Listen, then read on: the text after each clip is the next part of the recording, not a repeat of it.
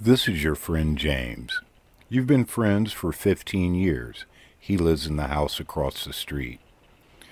Your kids play Little League together. You barbecue together. You're members of the same clubs and go to the same church. You've talked to him many times about prepping, and he always puts you off with, maybe someday. You know how life is. This is Derek. Derek lives in the housing projects on the other side of town. Derek has been a career criminal. He's been in and out of jail and is a member of a large street gang. Derek has never met you, and you have never met him. 12 days ago, a coronal mass ejection caused an EMP over the continental United States, taking out the eastern grid, cascading through the western grid, finally through the Texas grid. 24 hours later, every store in your town was empty. There was nothing to be found on any of the shelves. That night, the riot started. For 3 days and for 3 nights, nonstop civil disobedience and rioting throughout your entire town. And then silence.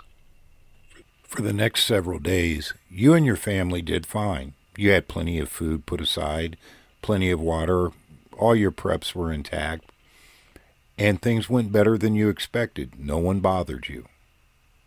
Meanwhile, back at the housing projects, Derek and the inhabitants of the projects had heard that there was a FEMA food distribution center in the next town, and they had began to move towards that town.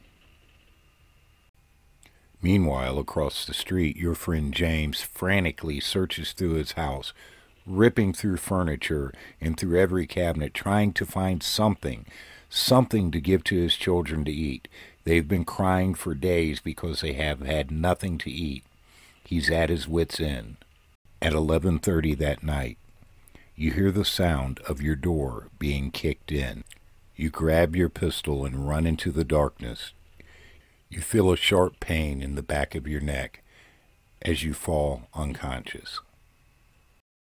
You awake to the familiar sound of your friend James's voice, saying, "See, Derek, I told you they had a lot of stuff. Make sure I get mine, though."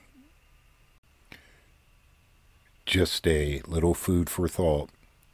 When the world gets turned upside down, you can't be wrong on who the threat really is.